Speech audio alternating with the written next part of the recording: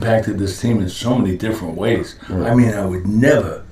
When we drafted him and the Doncic thing and everything else, I never thought he could be this kind of guy. I mean, this is forceful. This is relatively little man in terms of basketball. Is so forceful. He's got such a great mind. He's got such a great attitude and outlook and conviction.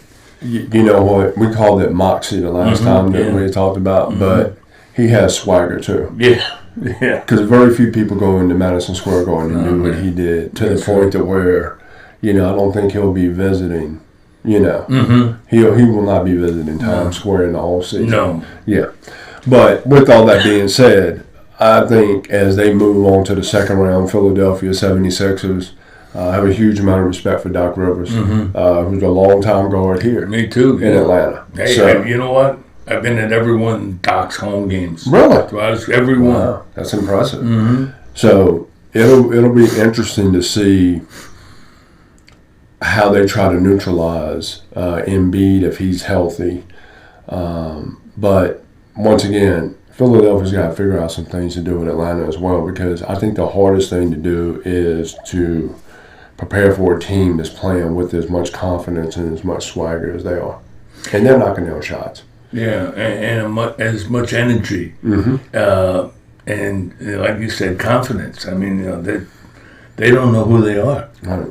So it's beautiful. But let's go back to something we talked about last week. Coach's intuition. Right? We talked about that after game 2. Watch how this whole series played out. I think that decision by Nate in game 2 to sit Trey the way he did played off huge dividends. Was that a energy thing? Were we conserving at that point? What was Nate's rationale in doing that? In the mind of a coach, I think he was seeing this as a 6 or 7 game series. That's what I'm asking. Yeah, so he's preserving. Yeah. I need my big guns to win potentially this game. Hey, game 3 is very pivotal, right? No, but like Nate thought that game was maybe out of hand. Why expend the energy? Is that right? Yeah. Why expend the energy when we need energy going forward? But I'm coming back home. Yeah, that was important as well. So now him coming back home and playing the way that they did, and to take and win both games at home, just kind of, I think it took the air out of the Knicks. I think the Knicks having to switch around and put Derrick Rose in the starting lineup, I think it kind of threw off the substitution pattern and rotations a little bit. But once again, when you get to the playoffs, people keep thinking that the floor gets bigger, right? As you advance in the playoffs, it gets smaller. So here's the thing between stars and superstars, strictly my opinion. Stars have their one move, right? Superstars have 2 or 3 moves that they know they need to go to. Now we're about to start seeing the superstars. That's what I'm excited about now. Right. When you talk about superstars like that and having 1 or 2, 3 moves, I always think like superstars have an endless array of moves where they're creating almost night after night, or at least every couple of weeks, is something that maybe he's never done before in competition. Well, it may not have been done in competition, but it's been done in the schoolyard. Or better yet, it's been done in the privacy of workouts, multiple workouts. The shots that they take at this level, they've done them millions of times in my mind. So it's just a matter, they're just doing it in front of the bright lights and with cameras and commentary and fans versus, being in a gym by themselves with the sweat, the blood, the sweat, the tears. The game. Lewis, the tears. Yeah, the game within the game. Yeah. It's the game within the game. It has absolutely been remarkable. Let me ask you about Herter. I'm waiting for that switch to go. I'm waiting for that switch. I'm waiting for Kevin, when he's got the open shot, to hit that open shot. He knocks some. He knocks some. Every time you think he's getting there, then it comes back. Right, but maybe that's the reason why Travis went and got by Donovan and Gallinari. because those two guys have helped to. Gallinari and Bogdanovich have taken a lot of stress off of Everybody. Taking stress off of Kevin Herter. Has taken stress off of Clint Capella down low. We cannot take and not talk about all of this and not talk about what Clint Capella did in the paint to neutralize the Knicks being that defensive presence down low, and that's something that I don't think we've had here since 2016. No. We haven't had it since Tree Rollins. What? I'm kidding. I'm a little bit partial because I thought Paul Millsap and DeMarre Carroll and Al Horford were great. But that's a different style of team, totally. Yes. Totally. Yeah. Can you win with that team? With Al and Horford? Well, they won. They won 60 games, 19 in a row. They just ran into a very healthy and LeBron. So I still think when you start to put teams together, I think as you advance in the playoffs, I still think the difference is the amount of points you score in the paint, whether it's throwing it down to the low post or being able to get into the paint off the dribble. That's where I think Trey is so hard to guard because he figures out a way to get into the paint. And I don't care if you're Doc Rivers, Mike Krzyzewski, Bill Self, Grant Popovich. Once the ball gets in the paint, you're in full-blown help and recover. Right. Everything's one pass away. Right. Somebody's going to be left open. And at that level, guys usually knock down open shots. That's what I was talking about, Herder. Absolutely. That's what I was talking about. He's got to get to that stage. And like you said, there's been moments, and you think, well, maybe he's turning the corner, but then you see a couple of bricks go up, and you see him on the wing wide open, and you can actually see the quivering sphincter. I disagree. I know you can.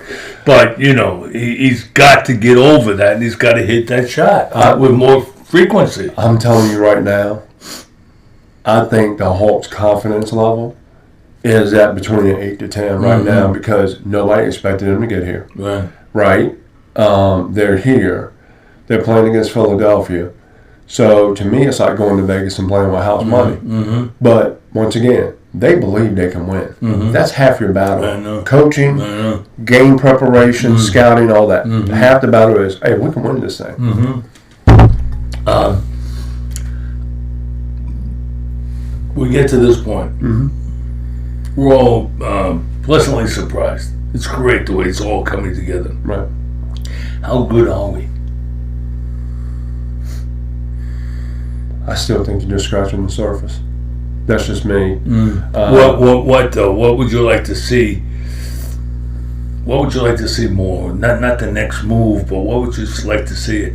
How would you like to see us evolve?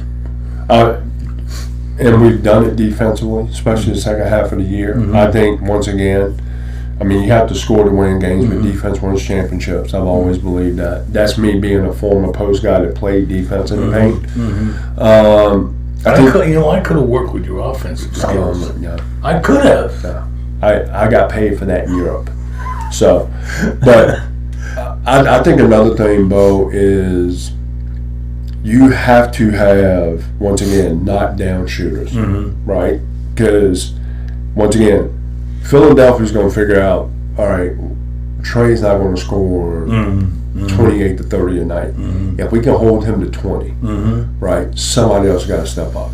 So now, how are we going to now manufacture another 10 to 14 points?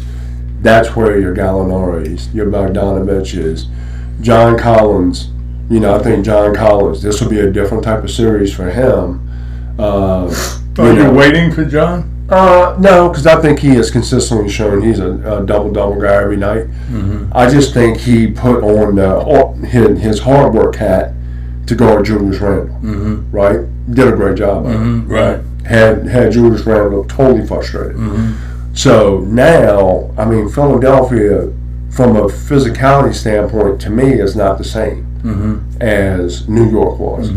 I think this is going to... but the New York team is constructed like the Al Horford and that's that beefy team. You know, it's going to bounce you around. This is going to be a finesse series, right? Yeah. I like open floor. If you're going to get into an up and down, I really like our chances. So once again, I would play mind games on Ben Simmons because Ben Simmons to me has not shown that he can shoot consistently. Nor do I think he cares to shoot consistently. Yeah. I would take a full 2 steps off of him. Now, here's the problem with that. He is 6'10", great passer, has great court awareness. Yes. So once again, there are some things you can neutralize there. And once again, this is where your second, third, and fourth. This is the reason why Milwaukee went out and got Drew Holiday. Right? This is the reason why Milwaukee went and got PJ Tucker. So for these types of series, you know, it'll be interesting. This is why Travis went and got Gallinari and Bogdanovich, right? Clint Capella was for things like this. I'll be honest with you. I didn't know Clint Capella had post moves because watching him in Houston, he couldn't do anything. Just go score off offensive rebound. So I think it's great. Oh, it's incredible. I think that Travis Schlenk has got to be executive of the year. I mean, when you think about bringing in Bogdanovich, I had no idea Bogdanovich was that prolific. Well, I had no idea because he was in Sacramento. That was the reason. I know. You didn't know. No, I know. But what I'm saying is, I didn't know. Right. And he's perfect. Right. But here's the other thing. He has as much swagger as Trey does. I know it. So it's like, so that becomes contagious. Right? In a positive way. And so now it's going to be a great thing to watch. We're getting a chance to watch these young players, and some of them might not like me saying that, but they're growing up in front of our eyes. Right. Like when we had that team in 2016, they were pretty much seasoned vets. You know, you had Kyle Korver. You know, you had Teague. I mean, they were seasoned vets. These guys. So here's the thing: is like you see the foundation now, and it's a matter of building on it. No, I love it. I should. But do you think Travis Schlenk should be? You know, probably. I think the executive for the Utah Jazz. Yeah, maybe. Yeah. I mean, they've been. But Travis, those guys. He's definitely in the conversation. Yeah. I mean, to me, I haven't seen the guy make a mistake. I think he's done a great job at understanding the salary cap, how to use expiring contracts, collecting draft picks, right? And then being able to leverage those draft picks to go get different assets as needed. So I think that's been very important. And I think, you know, once again, I think the best is yet to come. I do too. Yeah, I do too. That's why I'm just wondering about this Philadelphia series. Right. Can we do it? Can we die? You know, you say, can we beat the Knicks? Can we beat that physicality? All you see is Trey and this, for lack of a better term, slight frame. The kid's out of his mind. With tenacity. And I've been doubting us. You know, I love us. I've been watching this, trying to tell everybody, look, the time's not now. Over the last couple of years, it's coming. I thought it was going to be next year, but here we are right now, ahead of schedule. But I'm going to say this. Why not? That's what I'm asking. Why not the whole? That's what I'm asking you. Right. Yeah. Because here's the thing. Because what I'm saying is I've been doubting us going in because we haven't seen it. And then all of a sudden we do that to the Knicks and we render them, you know, useless. Right. Now Philadelphia, you know, all that you see is Embiid. That's all you see, you know. Right. And that Simmons is like such a problem because he's an anomaly. Right. But here's the thing. Seth Curry's been shooting well. For Philadelphia. And once again, I think Doc is a championship coach, right? So there are some things that he's going to be able to motivate, you know, these players about in regards to, we talked about at the beginning of the year where we wanted to get to. This is the next step, right? At the same time, you know, Nate's doing the same thing. Like, we talked about doing this. We just took the first step. This is the next step. So I like the chess match part once you get to the second round, because once again, your first or second, you know, move taken away automatically. So you're going to find out stars versus superstars now, and the superstars, once again, they have a bag full of tricks. stars or 1-2 hits. Mm-hmm. So this is the fun part. It's what I love about playoff basketball. Mm-hmm. No, you see the growth right before your eyes. Right. You can also see your liabilities are exposed. Absolutely, and that's the reason why, and that's a great thing about pro sports. It's a business. Mm-hmm. You're in the business of maximizing your assets and minimizing your liabilities. Mm-hmm. So that's why, once again, July 1st, well, I think it's back in August now, that they're talking about where you can start to, once again, free agency. Mm-hmm. That's coming. Mm-hmm. You do seem a little bit excited. I think, you know what, you're thinking right now like a coach and a GM. I see the wheels turning right now because you're like, you know what, Kevin Herter, look, right now, you're going to be fine. Right. It's like, boom, it's going to take. I keep thinking we're seeing that game, and then it's not. It doesn't take. You know what I mean? It's there. Oh, all right, we're over there. He's go over the hump now. Here we go. Let's build on it. And regresses, reverts back. Not so. I may be overcritical, but you know what drives me crazy about Kevin Herter? Mm-hmm. He's incredibly athletic. Right. Incredibly athletic. He's got a handle. He's got he passes. He's got the great court sense. Shoot the ball. Right. Put the ball in the basket. And there's no reason why he shouldn't. That's what drives me crazy. He's going to be. He's a great shooter. Right. He's going to be fine. Okay. We're going to be here. We're going to be here a week from now, right?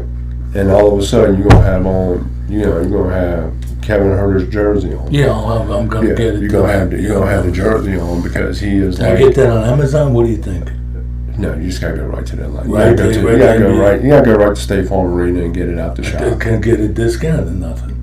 That's between you and the Hawks. I'm out of that. I'm just asking. Wow, you think I'm a lawyer? I thought maybe you had some pull. I got to take care of him. No, I'm kidding. What about the Braves right now? What's going on? I don't know. I don't think I've written about them for 2 weeks. Mm-hmm. And I'm just waiting. I don't know. I'm waiting for it to unfold. I don't like Freddie's demeanor. I wonder if something's bothering him. Right. Freddie's always cool, steady guy, not effusive, but he just seems like he's missing a spark right now for whatever reason. It's a long season. Come on. It's a long season. I know. Come on. So, I mean, it's like, hey, we all have slumps. We all have setbacks. Oh, I know that. Yeah. I know. I'm just saying. So, I think he'll snap out of it. Dansby Swanson is playing well right now.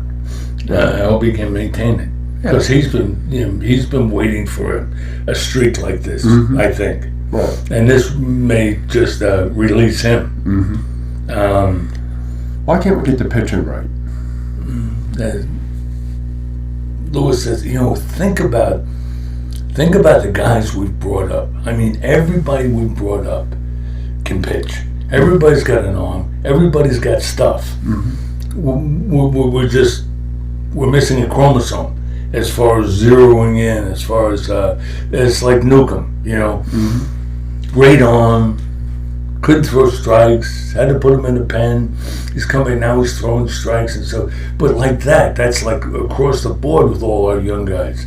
Forget when Smoltz and Glavin and Maddox were coming up. Wow. Especially Smoltz and Glavin. We went from about 1988 to 91 getting those guys, and there was even in 91 when the run had started where Smoltz had not come around yet. Mm-hmm. We had Jack Llewellyn, who I say is the first sports psychologist because they're the first one around here that was ever mentioned. You know what I mean? But went through all of that, and then when Smoltz caught on, it was lights out. Yeah. But that's the same thing we're going through now with more pitchers trying to find the groove, trying to get them to settle in. I love the prospects. I love Ian Anderson, this kid who pitched last night. Great. You like Max Fried? I do. Okay. I do. Okay. I'm not through the roof about Max Fried, but I do.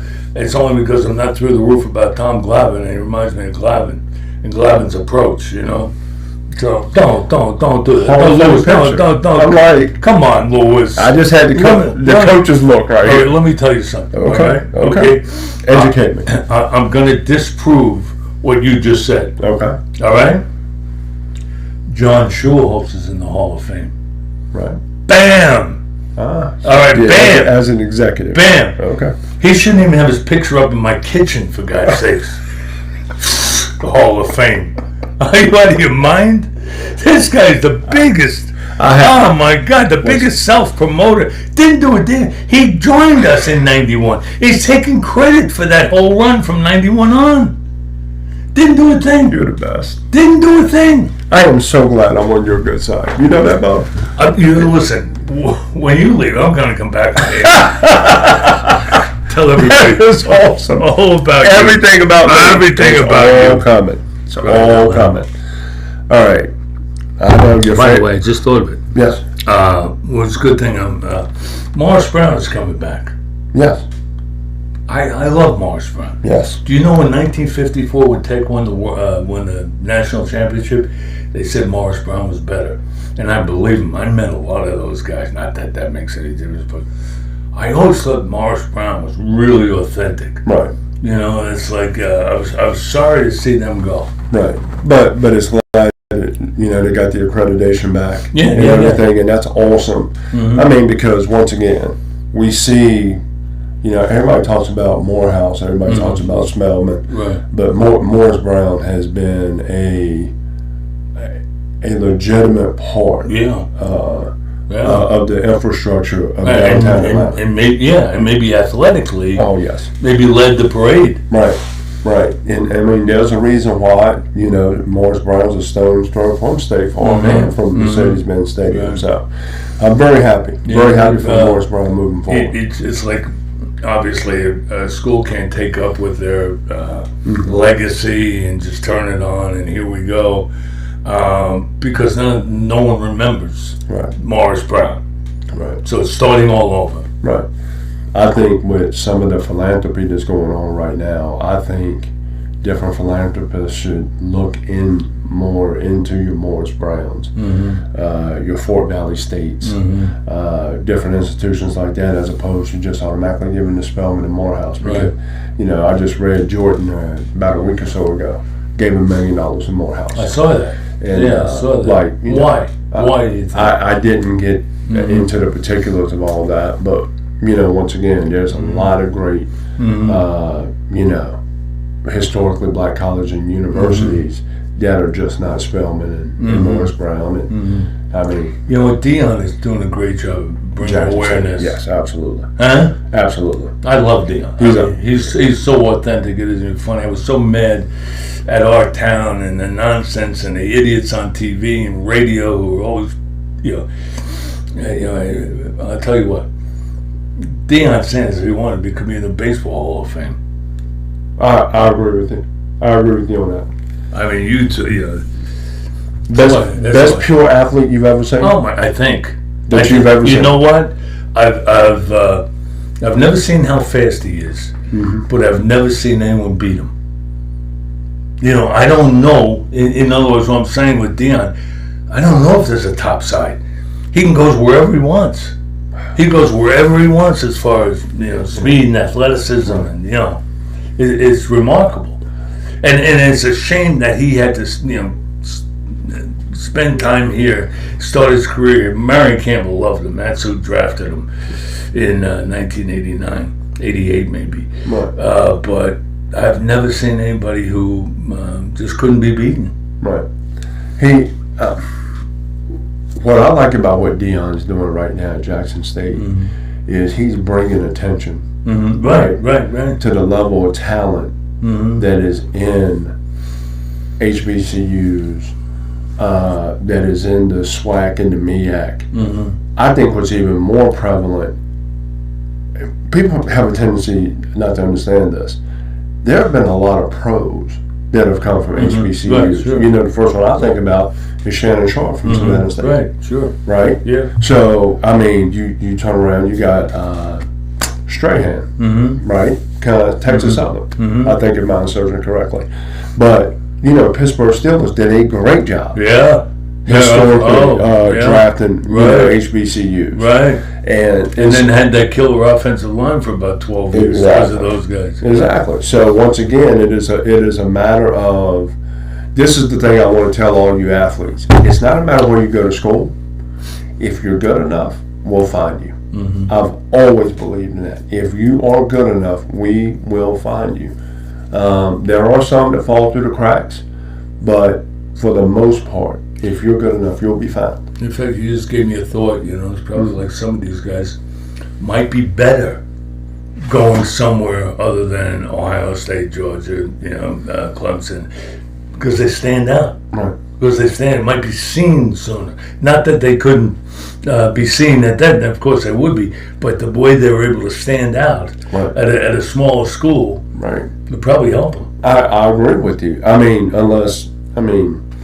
Alabama's the only place I know where 5 stars go sit for 2 years, play for one, and get drafted in the first round. Right. You know, so here's it. You know what? I don't know if you've ever heard this, but there were a group of NFL GMs that were talking about Alabama players. They say when they get to the pros, they've already maximized. That he gets everything out of it. I wish I could be around him and be around that program. Right. I'd love to see some of the practices. I'd love to see. Unfortunately, what these, for lack of a better term, what these idiots have done is close practice to the media. Close practice to them. Why? Because I'm not going to say. Don't give me that. Move cameras and taking notes. Come on, Lewis. Bo, I caught myself saying these teams have more people in the media department than you have media. Right, but once again, everybody wants to be an armchair quarterback, and you want to tell me what I'm doing. No, I want to see what they're doing. But then, in the process of seeing what we're doing, you want to ask me questions on why I was doing it that way. Yeah, of course. But Nick Saban don't need questions. No, Nick Saban. We're not talking about Nick Saban. He just needs to make statements. Yeah, we don't. I'm not talking about Nick Saban. All I said was I'd love to be around his practice field. Okay. I'd love to see how he massages those guys, how he gets them to, to hold their water and then just to wait their turn and then to explode when they get there. And like you said, when they get to the NFL, they see these guys are ready to go. These guys are tuned up. They're different. That's what I want to find out. That's what I want to see. I'd like to see firsthand. So that's a great question, but I've never seen a Kirby Smart practice. Huh? Interesting. You can't. You can't. When I was in Florida, we would have invited you in. Thank you. Yeah, and here's why I'll preface that. With Coach Donovan, he was a byproduct of player development. Yeah, right. Yeah, right. I mean, so player development was huge to us. Now, here was the thing where I thought he was great. He was very hands-on with that.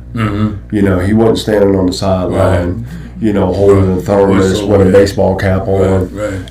He was actually with the blocking dummy and with the throwbacks, with the tossbacks and doing all those different things. So I think that was very important because this is what it does. Two things that I feel like with today's athlete that coaches that have been established and coaches that are coming along, two things. You better put sweat equity in with them, right? And you better build relationships with them that are authentic outside of playing the sport. Now, I want to use this as an example. Monty Williams, congratulations to the Phoenix Suns, beating the defending champions Lakers last night. Even without Anthony. Right. What you could see, what Monty Williams has done, he's built great relationships with Booker, right? With Devin Booker.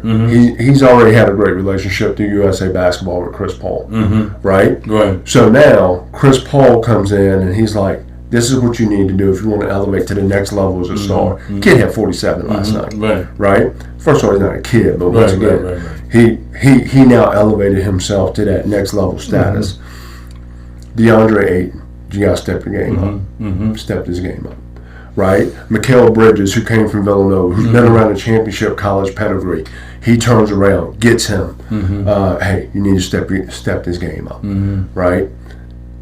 Those are the little things that you'll look back in your career at 27 and 28 when you're 33 and 34 was like, I watched my game go from here to here. And there's a lot of guys that'll get here, but they never ever make that.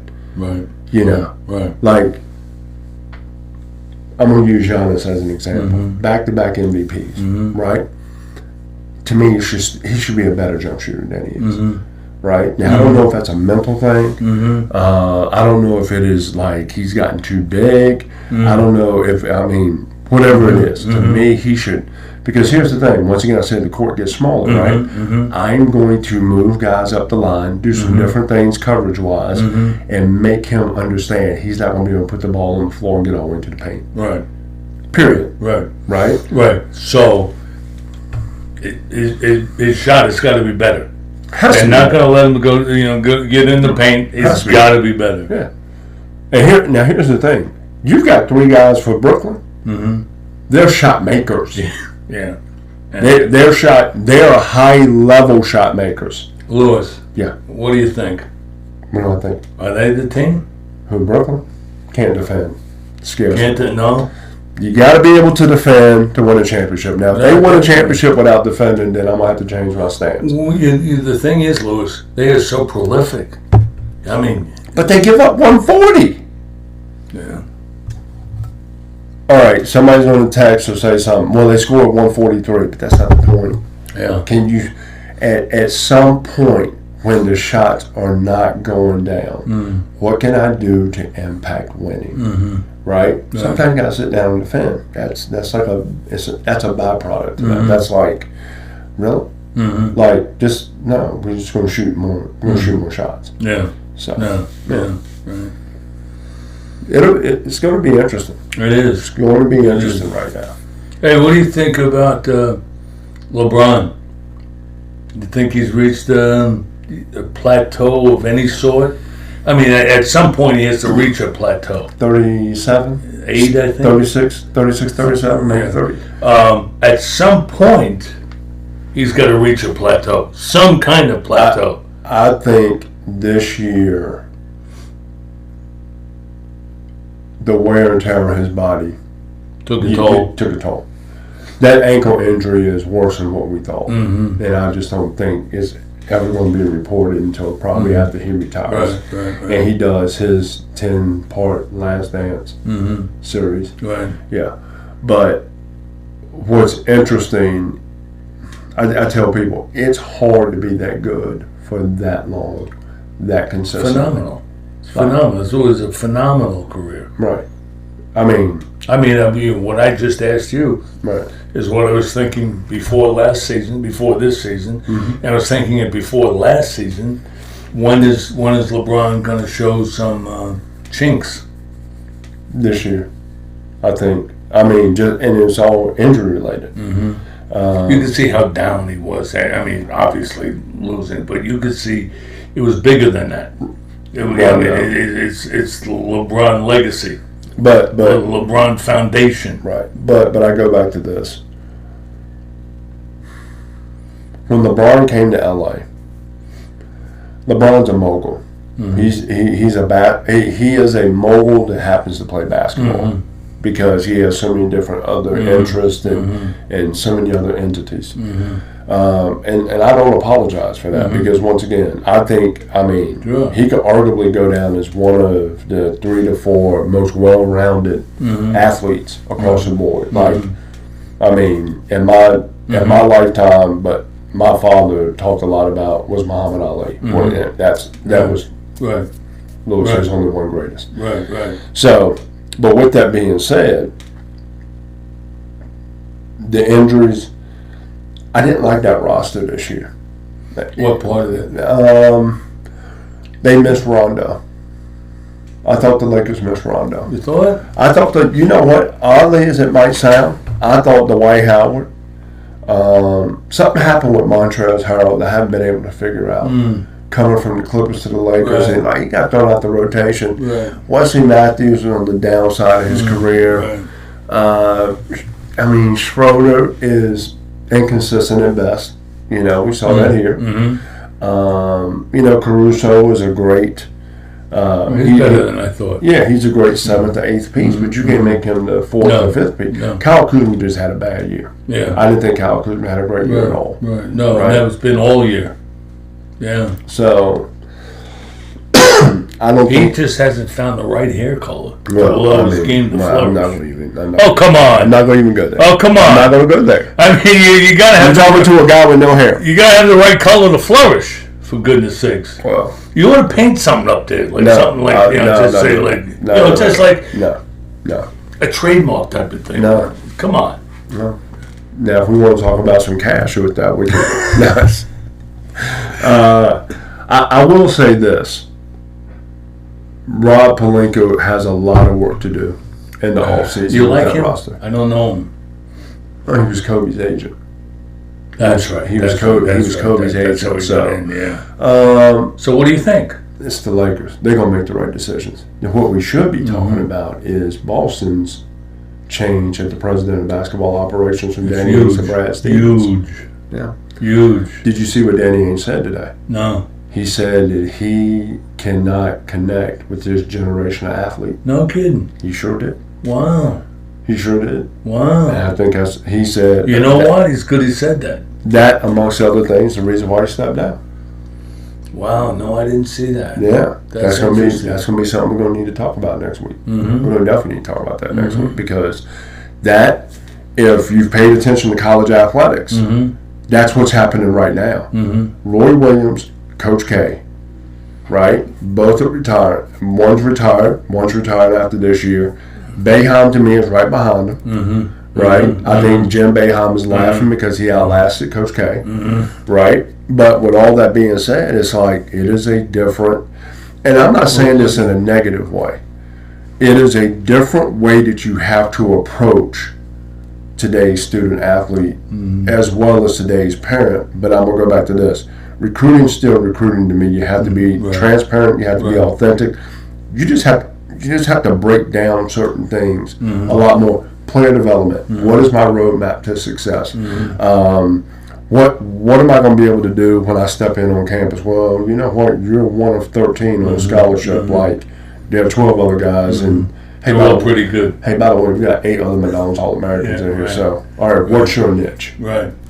You have to find your niche. Yeah. Your job as a player is, as a coach, to make me uncomfortable taking you out the game. You know what, Louis? I think a lot of guys don't understand. I think the majority of guys don't understand that whole niche thing. You know, that's why you're here. That's why you're in the pro game, because you do that better than anybody else. That's why P.J. Tucker is like a valuable asset, right? Now, I hate talking about humans as assets, but when you get to the pro level, he's a great, because that's what he is. You know what his niche is. Right. I'm going to defend. I'm the tough guy. I can knock down shots, right? But you know, hey, but You know I don't why care they if I'm put 6 you in foot the 5. game. You know they know why you're putting him. Yeah. You know why he starts or he's the Yeah. first guy off the bench. Right. You know automatically. Right. Can't say enough about it. You can't. You know what I think has put these guys over the edge, like Coach K, and of course it's time to retire. And, Right. you know, That's 74. yeah, but well, we're getting younger as we get older. Right. You realize that Right. you're a young man. You don't understand that you haven't traveled enough gravel road. You know what I mean? Right. To understand that as you age, you're actually getting younger. You haven't experienced that. Me, all right? Okay. Me, it's different. I know. Different. You know, like I keep, with the spirit. I You know what I mean? I keep telling people every time when that light goes on, it is like a whole different boat that comes out. It's the most incredible thing I've ever seen. I am learning a great deal from it, but that comes from wisdom and experience. Right. So, Anyway, so I'd say, you know what put these guys over the edge, I think, is the transfer portal. yes. Absolutely ridiculous. Absolutely. How did we get to this point? How did we get to this point where recruiting never stops? How did we get to this point where kids can't suck it up and find their niche in where they are and work harder to be, instead of just going somewhere else where they think it's going to be easier for them? I think, and I'm only saying this because I'm a parent of an 18-year-old and a 16-year-old, I think our generation of parenting has not allowed our kids to fail.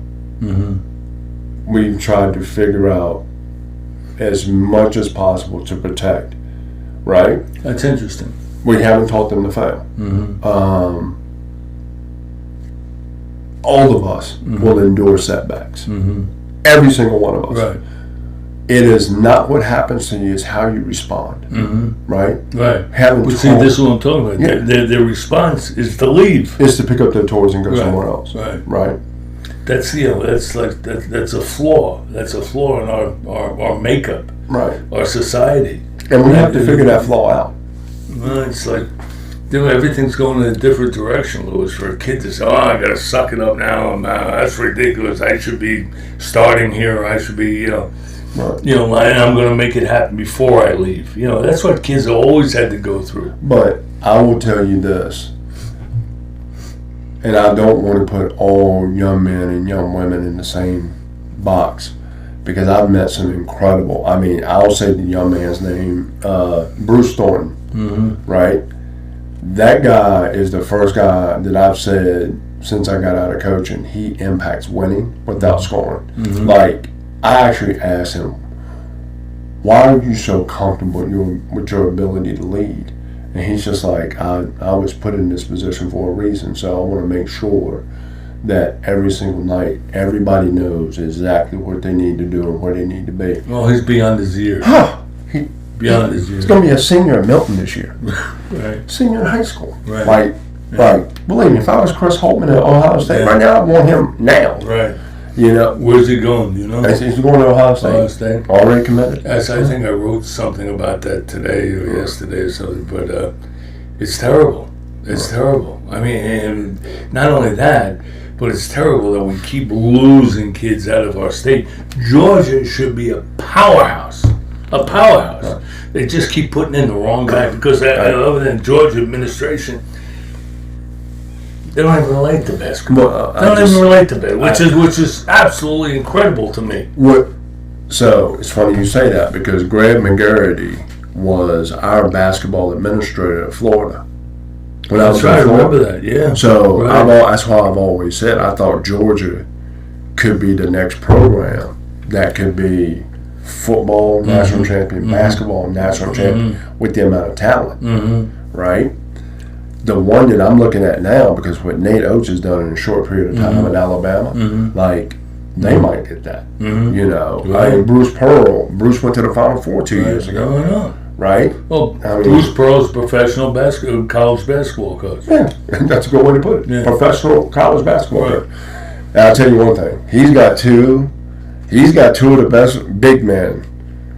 He's got Walker Kessler, who came from Woodward Academy, and he has Jabari Smith from Sandy Creek, who today, I just read, was the Gatorade Player of the Year, State of Georgia. No kidding. Yeah. Going to Auburn. See what you said, the words that just came out of your mouth? They're gone. Why can't we get an impresario to head up Georgia basketball? Instead of this nonsensical, egomaniacal. I know where that person's at. Yeah? Yeah. Where? He's a former player. Yeah? Where? It's at Xavier. He's the associate head coach at Xavier right now. Jonas Hayes. Yeah? Yeah. Is he on the fast track? Fast track. Oof. Yeah. He's the Euro rail. See, we couldn't get him. No, we couldn't get him. Timing's not right. No, we couldn't get him. We don't speak the language. Year from now. I don't know what's going to change. He'll keep Georgia talent home. That's what will change. Well, that's what will change. Yeah, but does Georgia know that? Does Georgia know that? I will tell you this: if I was in Josh Brooks's seat, and I'm not, so I'm not going to even pretend to be an armchair quarterback with that. I would let it be known that we can do both, and you can peacefully coexist. Because I watched Urban Meyer and Billy Donovan do it as well as anybody. Without a doubt. Without a doubt. Yeah. Without a doubt. And you know what? Basketball coaches do have a lot of respect for football coaches, and football coaches have a lot of respect for basketball coaches. Yeah, right. For me, when you go to a football practice, it's like watching the CEO run a Fortune 500 company. Right, because they all split up and they all have, but they come in for that one play. Everybody knows they need all 11 guys. Most of them. Here's what I don't like. Here's what I don't like with college football. The 7-on-7 has taken over, right? Because they had to go to 7-on-7 because of the nature of the game. You know, the game just evolved that way. But it will come back, Lewis, as you know. So Beau, here's my thing. How could I offer a young man a scholarship watching him in shorts and a tank top? Yeah, well, and he ain't put a helmet and pads on yet? That's across the board, though. You know what I mean? I agree. That's been going on for a lot of years. How do you tell? That one right there is where I have a hard time. No, I tell you. No, you're right. Because the first time you get your clock clean. Hey, football's a physical game. If you disregard the physicality of a player, you're hurting yourself. Right. You're hurting him. For God's sake. The first time he gets hit, I want to know if he's going to get back up, or all of a sudden he's going to come over to the sideline. Right. Or all of a sudden, he's got a 12-yard gain. He's running out of bounds. That's a good one. That's a good one. You next time you watch a football game, if you see a running back running out of bounds, look at the coach. He accepts that. Their bottom line is not physicality. All things being equal, the more physical team wins. All things being equal, the more physical team wins. All other things, I should say, being equal. So with that being said, in pro football, we'd have to say Bill Belichick, the last 2 decades. In college football, Nick Saban. Why have they been so successful? Well, I think organization. I think the fact that they, that they're comfortable in their own bones. That they're just organized. They get their eye on the prize. Nobody gets away with anything. There's the discipline for every single little thing. We're the New England Patriots. What are the Falcons? Falcons are nothing. Falcons stand for nothing. Falcons have no culture, no money. When you think of the Falcons, if you ask a room full of people what do they think of the Falcons, what's the first thing that jumps out at you? You'd have 12 different answers. We have no identity. We don't know what we are, who we are. That's a problem. Yeah. So Terry Fontenot's job is to establish a culture. You think he's going to have a chance to succeed? I would think it would come more from Arthur. Okay. Arthur Smith. Not Arthur, but Arthur Blank has no idea what the hell's going on. Seriously. I'm just going to leave it alone. No, don't leave it alone. I'm going to leave it alone. Lewis, don't leave it alone. I'm going to let you. Because that's what hurts us. That's what's hurt us over the years. That's why we're at this point now where we're so through the roof over the Hawks. So we're waiting. Falcons, gosh darn it, I will say this about Tony Ressler. From the first day he bought the Hawks to this point, all that guy cares about is winning. Got to care about winning. I hope so. I've never talked with Tony Ressler. Very, very inside. Right. But he cares about winning. Seems to. Organizationally, they've done a great job. Yeah, seems to. Right. I mean, think about it. Having Grant Hill as the vice chair, it's a smart move. They've done everything right on the basketball side. Right. However, on the administration and organizational side, it's run by a balloon salesman. You know what I mean? So that's why. You're the best. I mean, it's frustrating, Lewis. Let's go home. Let's go. You want to go home? Yeah. You coming back next week? I'm coming back next week. All right. See you, everybody. Oscar de